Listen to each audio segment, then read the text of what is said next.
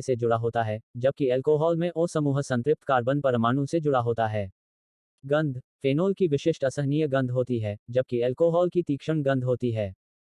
44 aniline और मिथाइलेमीन। क्षारीय प्रबलता, मिथाइलेमीन aniline से अधिक प्रबल क्षार है क्योंकि एनिलीन में बेंजीन वलय के कारण इलेक्ट्रॉनों का डेंसिटी कम हो जाता है। कार्बिलेमीन परीक्षण, एनिलीन कार्बिलेमीन परीक्षण देता है, क्लोरोफॉर्म और अल्कोहलिक के साथ गर्म करने पर दुर्गंधयुक्त आइसोसाइनेट बनता है, जबकि मिथाइलेमीन यह परीक्षण नहीं देता। डाई निर्माण, एनिलीन का उपयोग डाई उद्योग में होता है, जबकि मिथाइलेमीन का नहीं। उदासीनीकरण, दोनों ही अम्लों से अभिक्रिया कर लवण बनाते हैं, लेकिन मिथाइलेमीन अधिक आसानी से। 45 एलिफैटिक और एरोमेटिक यौगिक। संरचना, एलिफैटिक यौगिक खुली श्रृंखला, सीधी या शाखित या चक्रीय गैर बेंजीनोइड होते हैं, जबकि एरोमेटिक यौगिकों में एक या अधिक बेंजीन वलय होते हैं।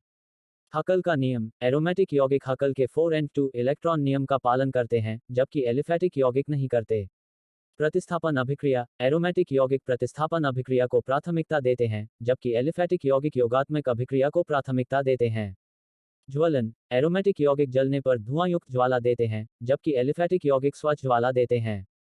46 साइनोकोबालामिन और फोलिक अम्ल। विटामिन, साइनोकोबालामिन विटामिन बी है, जबकि फोलिक अम्ल विटामिन है। कार्य, विटामिन बी लाल रक्त कोशिकाओं के निर्माण और तंत्रिका तंत्र के कार्य के लिए आवश्यक है, जबकि फोलिक अम्ल डीएनए संश्लेषण और कोशिका विभाजन के लिए आवश्यक है। कमी से रोग, विटामिन बी की कमी से घातक अरक्तता पर्निशियस अनीमिया होती है, जबकि फोलिक अम्ल की कमी से सामान्य अरक्तता मेगलोब्लास्टिक अनीमिया होती है। स्रोत, बी मुख्यतः जानवरों के उत्पादों, मांस, अंडे में पाया जाता है, जबकि फोलिक अम्ल हरी पत्तेदार सब्जियों, फलियों आदि में पाया जाता है। 47 ग्लाइकोजन और स्टार्च। स्रोत, ग्लाइकोजन जानवरों में पाया जाता है, पशु स्टार्च, जबकि स्टार्च पौधों में पाया जाता है। श्रृंखला की लंबाई, ग्लाइकोजन की श्रृंखला स्टार्च एमाइलोपेक्टिन से छोटी लेकिन अधिक शाखित होती है।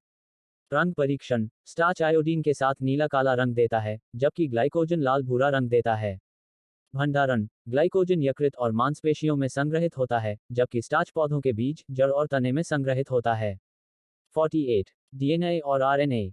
शर्करा, डीएनए में डिऑक्सीराइबोज शर्करा होती है, जबकि आरएनए में राइबोज शर्करा होती है।